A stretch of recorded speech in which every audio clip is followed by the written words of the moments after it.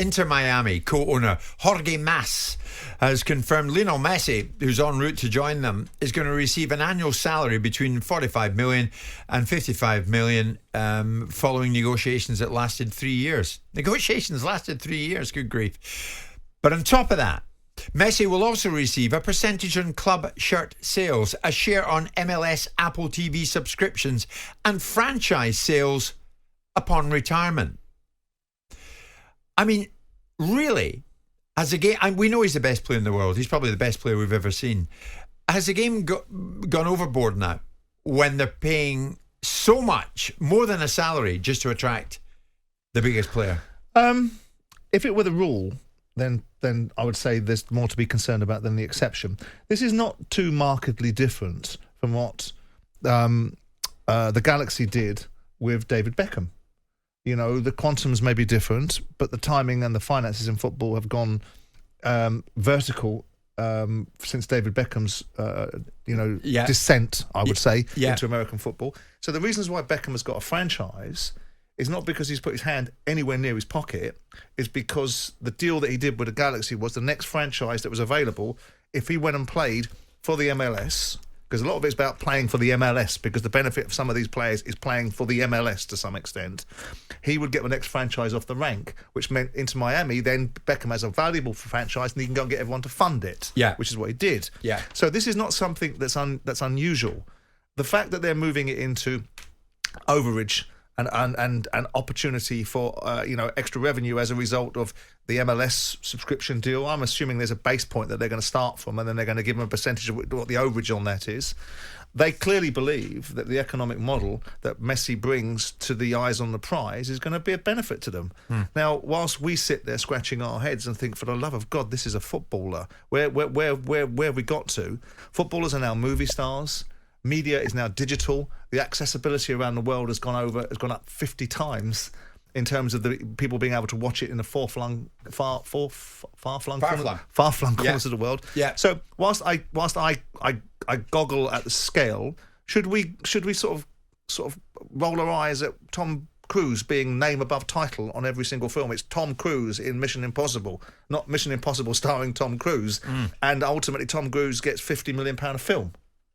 And we don't seem to blink at movie stars in that respect. The problem is that where football sits in the societal curve, we expect our players to have come from a background of a certain perspective, and all of a sudden these footballers are into huge economic might. So Tom's movies do make massive profits, though, and some of them don't. And let's be clear. If he's got in at a $50 million salary, it's got into salary capped environment. Yeah. The precept or the predilection or the actual facts is the MLS owners get together and they make money. Yeah. So every MLS football club is not allowed to lose money. True. The franchises of MLS football clubs are economically huge. Yeah. So I wouldn't worry too much about how this is going to affect the structure of football in any other country than the ones that really need to advance. You're not going to see a deal, Jim, where someone signs for Man United and gets a piece of the subscription that Sky pay. Why? Because they're already getting that piece through TV revenue. Because the league itself doesn't need it. A percentage of shirt sales. We're going in that direction, are we, though? Possibly. Yeah. Possibly on his shirt sales. So you'd say to somebody, right, if you're doing 100,000 shirts as a matter of course, and subsequently you do 150,000, we'll pay you 5% of the 50,000 shirt sales that we can get as a matter of course over and above what we targeted for. Right. I never realised that about Tom Cruise. He gets top billing over the movie. It's all about placement of name, isn't it? And the importance that goes with it. He's the only movie star in the world now, I think, that's got name above title. I must look at that, like White and Jordan. What does that tell you? Jordan and White, yeah. All right. A second point I want to throw at you. Roy, we were talking about Roy Hodgson yesterday. Yeah. So there it is. It's announced that he goes into next season with Crystal Palace. But is he right to publicly declare a target? Roy's saying, we have set ourselves a target of a top half finish. Yeah. We believe is eminently achievable with such a fabulous group of players. Early doors to declare a target, isn't it? Good, get out there, say it, be accountable for it. Seriously? Yeah, well, he's got to say that because people are going to look back at the previous seasons and go, it was a snooze fest towards the end. Not recently, not this last season. Yeah. But previously, everybody, well, a lot of people, not everybody, because you can't speak for everybody, a lot of people and a lot of Palace fans have gone, thank you very much. You stabilised us. You took over from Frank de Boer. You kept us in the Premier League. And you stabilised the football club. But it's now boring. It's repetitive.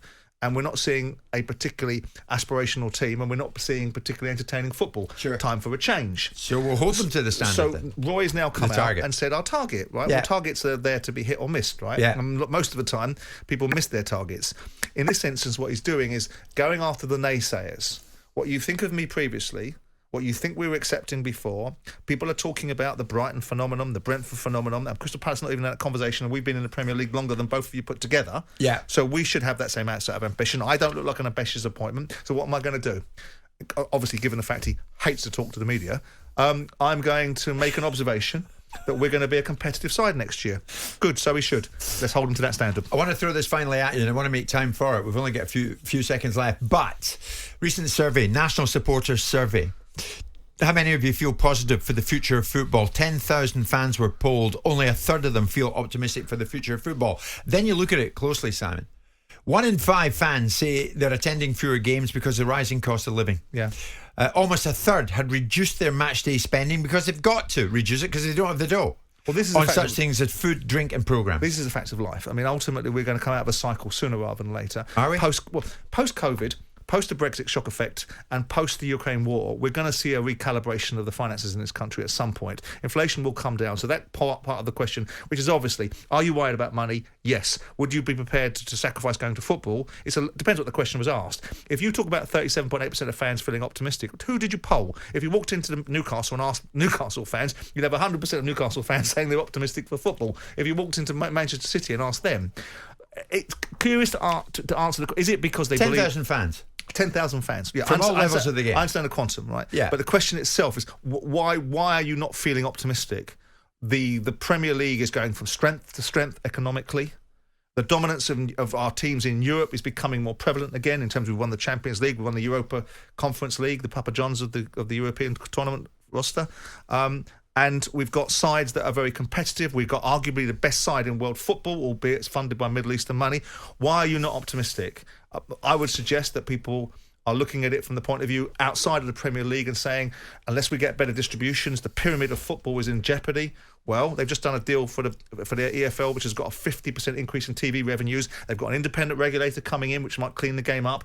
I would have thought there's more cause to be optimistic. I would have thought 50-50 was the proper reflection of how people should look at football. I'm not optimistic for it at times because I don't like the way it's going.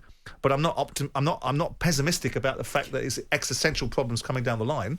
No, but if you're not optimistic because of the way it's going, then these people are the same. But what is it they're not optimistic towards? Going to watch it? Or are they don't have enough money in their pocket when they go to a game. Well, and you need a few quid in your pocket to go to a match. Then football has to look at itself, because at this moment in time, we've got, if you look at the Premier League and say, existentially it could be a problem at attendances, every football club in the Premier League sells out game to game to game. Except Man City. Every football club in the Premier League sells out from game to game to game to game. So there's an over-demand.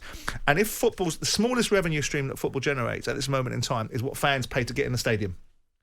If that needs to be reviewed to keep audiences high, then football will have to review it, won't it? Yeah. Cost of living, though, is high. Of course it is. There is no doubt. And it's got to come down. Let's hope they do something about it sooner than later. 11:30. Jim White and Simon Jordan. Monday to Friday mornings from 10 on AM, on DAB, via the talkSPORT app and on your smart speaker. talkSPORT.